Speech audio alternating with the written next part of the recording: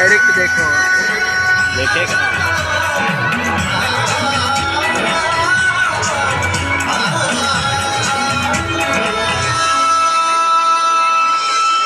पंद्रहवीं शताब्दी वो अहम समय था जब भविष्य को नया स्वरूप देने वाली शक्तियों का उदय हो रहा था।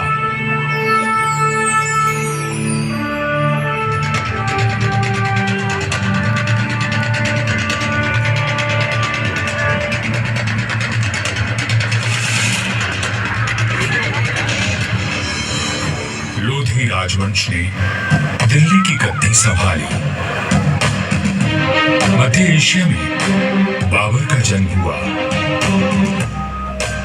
और राठौड़ पुलगारव राव जोधा जी ने मेहरानगढ़ दुर्ग की नींव डालकर जोधपुर नगर की स्थापना की।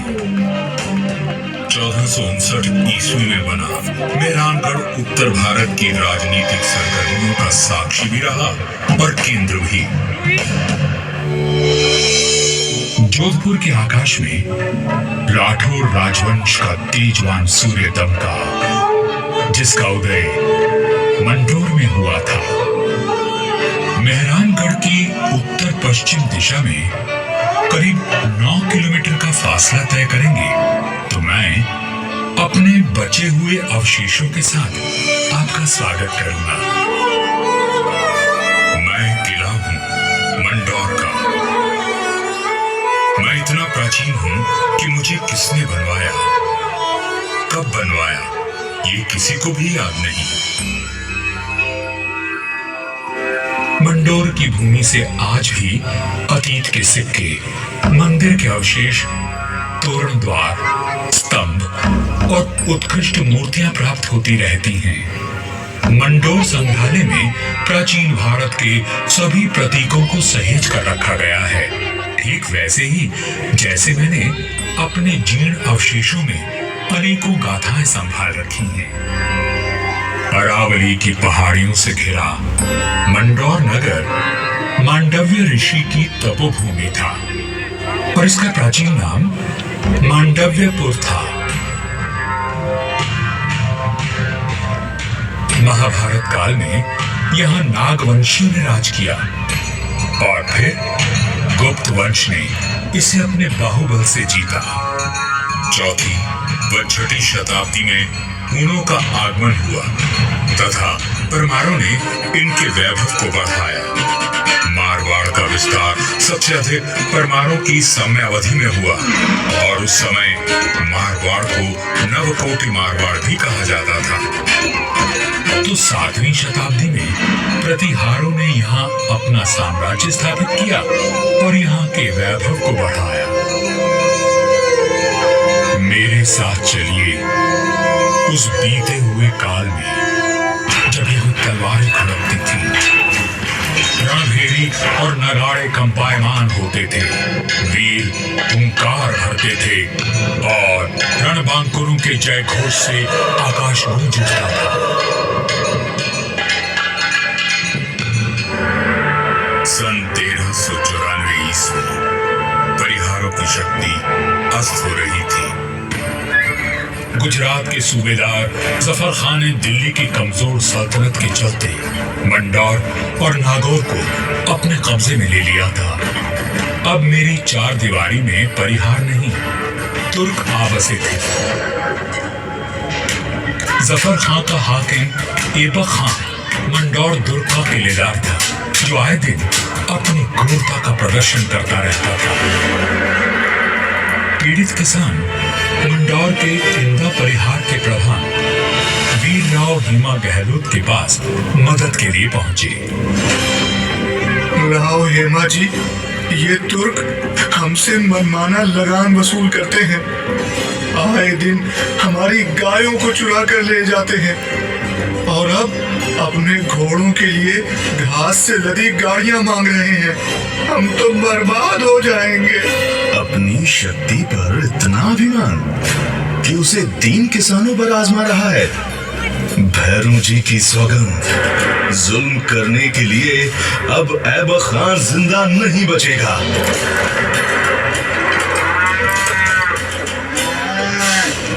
शक्तिशाली शत्रु से लड़ने के लिए बल और बुद्धि से वार करने की योजना बनाई गई।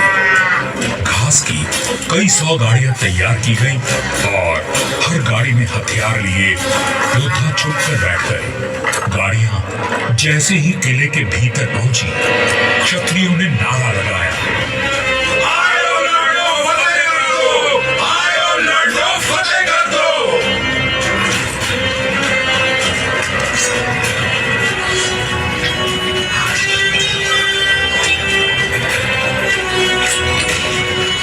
इस अचानक हुए प्रहार से तुर्कों को संभलने का अवसर भी न मिला।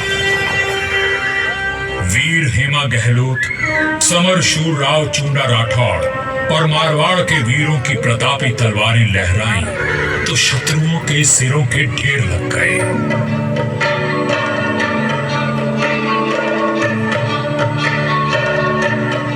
इसी जीत की याद में आज भी मंदौर में राव महोत्सव मनाया जाता है।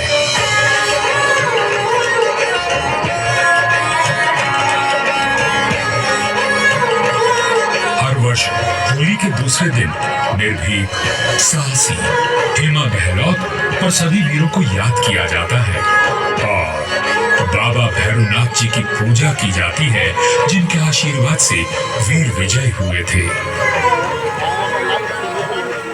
मंदौर विजय के बाद भी इंदा परिहार का मन अशांत था, क्योंकि ये नगर शत्रुओं से घिरा हुआ था। तब उन्होंने शक्तिशाली राठौड़ वंश को राज सौंपने का निश्चय किया। इंदा के मुखिया राय धवल ने अपनी पुत्री का विवाह राव चुंडा से करवाया और दहेज में मंदौर का दुर्ग दे दिया गया। राव हेमा गहलोत ने राव चुंडा का राज तिलक किया और भाटों में मंगल गान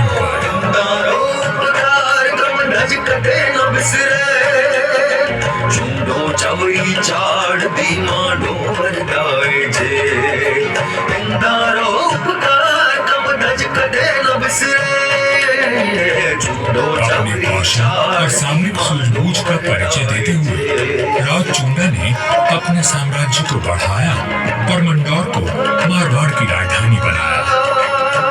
1423 में नागौर के युद्ध में राव चुंडा वीर गति को प्राप्त हुए और उनके पुत्र कान्हा के बाद राजदंड राव रणमल ने संभाला।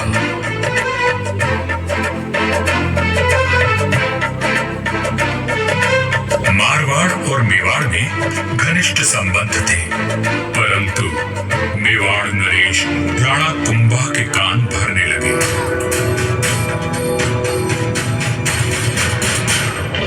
मुझे राव रणमल की नीयत ठीक नहीं लगती राणा।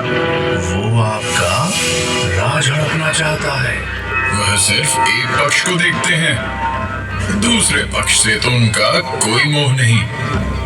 एक मधुर संबंध में संशय और अविश्वास का विष घोल दिया गया था।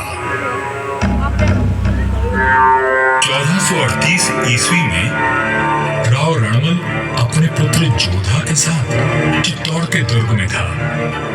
रणमल को किसी षड्यंत्र का आभास हुआ और उसने बेटे जोधा को किले से बाहर भेज दिया।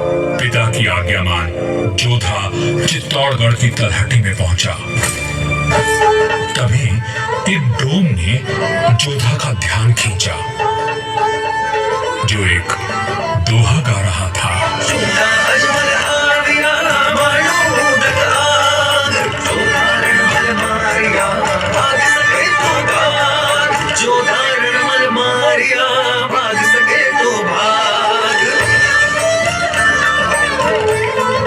राणा कुंभा के निर्देश पर चुंडा ने राव रणमल की हत्या कर दी थी। पिता की हत्या का प्रतिशोध लेने की प्रतिज्ञा लेकर युवा जोधा मारवाड़ की ओर बढ़ चला, परंतु चुंडा उसका पीछा करता रहा। वह राणा कुंभा का ताऊ था और मारवाड़ का पुराना बैरी। काल बनकर मेवाड़ की विशाल सेना जोधा के पीछे पड़ी थी और वीरों का वंशज अपने 700 स्वामी भक्त लड़ाकों के साथ उनसे जूझ रहा था। विपत्ति के हर बवंडर को साथ कर जब जोधा मंडोर पहुंचा तो उसके पास केवल 7 सैनिक बचे थे, पर चूंडा यहां भी आ पहुंचा।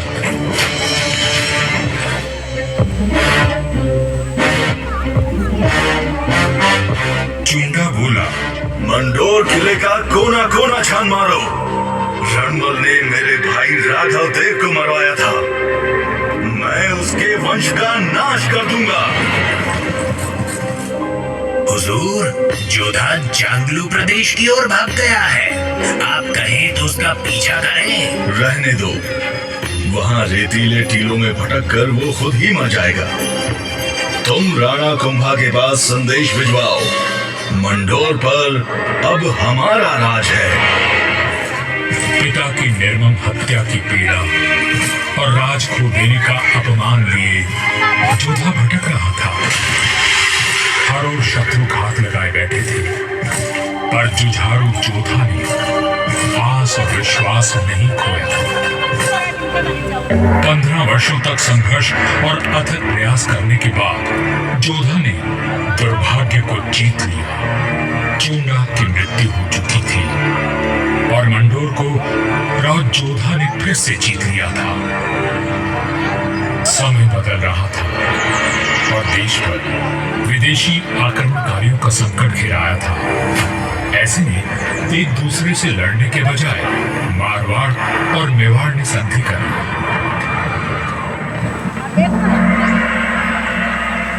पर दूरदर्शी राव जोधा को कोई चिंता खाए जा रही थी और उस चिंता का कारण मैं यानी मंडोर का दुर्ग था। किस सोच में डूबे हैं राव जी? अपने आसपास देखो, क्या दिखता है? आकाश, जंगल, पहाड़ियां। ये पहाड़ियां ही मेरी चिंता है।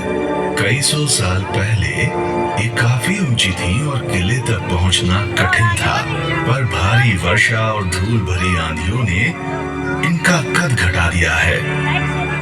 राव जोधा की बात पीड़ादायक परंतु सत्य थी।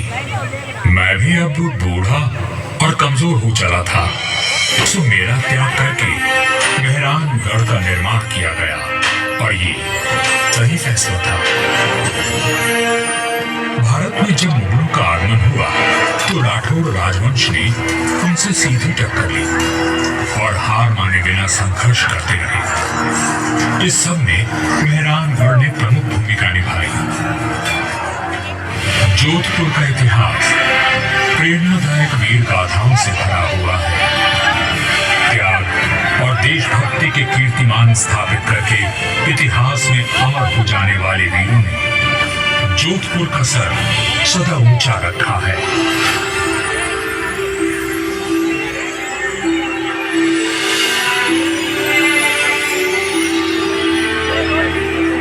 इस धरती पर जन्मे सपूत अपनी भुजाओं में इतना बल रखते थे कि मातृभूमि की रक्षा कर सके। तभी इनकी छत्र छाया में इनकी प्रजा सुखी और समृद्ध हुई। पर यह बात कम ही लोग जानते हैं कि फौलादी सीनों में कोमल भावनाओं का भी वास था। राजधर्म का पालन करने वाले तलवार के धनी इन रणधीरों के मन में नवसृजन और कला के प्रति प्रेम भी बसता था, जिसका प्रमाण आज भी उपस्थित है और इस धरती का सौंदर्य बढ़ाता है। महाराजा अजीत सिंह जी को उनकी सृजनात्मक ऊर्जा और निर्माणों के लिए याद किया जाता है। उन्होंने देवी देवताओं की साल, अजीत पोल, मय पोल और एक खंबा महल बनवाया एवं भेरू बावड़ी और भेरू मंदिर का जीर्णोद्धार करवाया। उन्होंने अपने पिता महाराजा जसवंत सिंह जी के भव्य देवल का निर्माण भी करवाया, जिसके विशाल स्तंभों एवं गर्भगृह का अलंकरण दर्शनीय है। सभा मंडल का दृश्य पौराणिक आख्या व्याख्यानों का स्पष्ट दर्शन देता है। प्रस्तरों पर उत्कीर्ण भाव भंगिमाएं शिल्पकला का श्रेष्ठ उदाहरण है। महाराजा जसवंत सिंह जी द्वितीय ने मंडौर को दर्शनीय बनाने पर विशेष ध्यान दिया। उन्होंने मंडोर बाग में 100 से अधिक प्रजाति के वृक्ष लगवाए, जो उद्यान की अहमियत को और अधिक सुंदरता प्रदान करते हैं।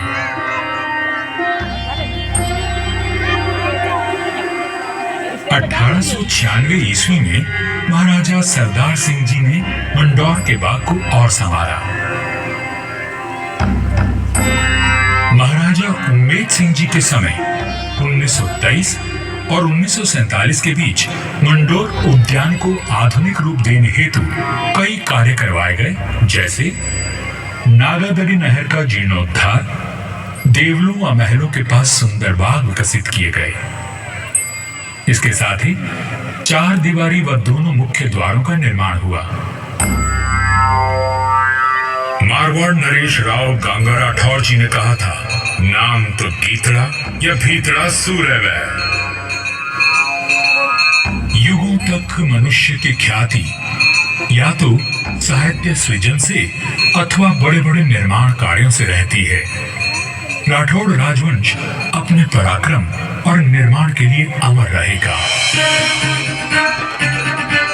मंडौर में स्थित थड़ों एवं देवलों पर बनी अद्भुत मूर्तियां शिल्पकला की नायाब मिसाल है। मारवाड़ के सर्वाधिक शक्तिशाली नरेश राव मालदेव जी से लेकर महाराजा अजीत सिंह जी के देवल आज भी सुंदर नक्काशी एवं बेजोड़ वास्तुकला की छाप छोड़ते हैं।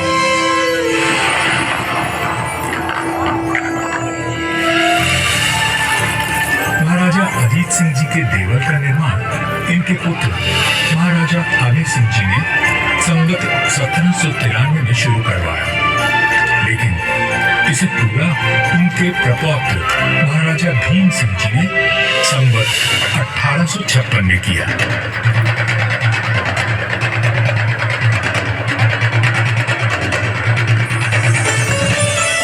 यह राजस्थान के समस्त देवलों में न केवल भव्यतम है, बल्कि अपनी कलात्मकता को सहेजे तत्कालीन शिल्पकला का विलक्षण उदाहरण है। 4 भव्य द्वारों एवं 4 सभा मंडपों से सज्जित यह देवल शैव धर्म की महत्ता को दर्शाता है।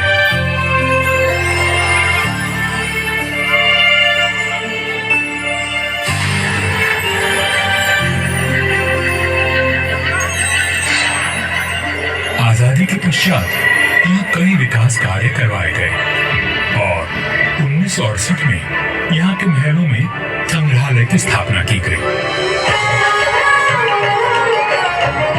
यहाँ जन्मे वीरों और स्वामी भक्तों की मिसाल युगों तक कायम रहेगी। जब वीरपुरी और नागपंचमी को यहाँ विशाल जनसमूह उमड़ता है, तो आज भी हमारे आत्मीय संबंध जीवंत हो उठते हैं। उनकी आंखों में उमड़े प्रेम और श्रद्धा को देखकर मन भाव विभोर उठता है। सदियों के संबंध आज भी अटूट हैं।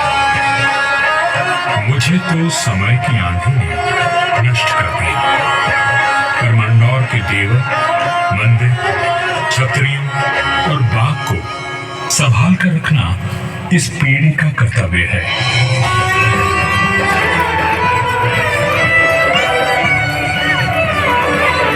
मंडौर दुर्ग है साक्षी, करता गौरव गान। कैसे कैसे वीर हुए, थी कैसी उनकी शान।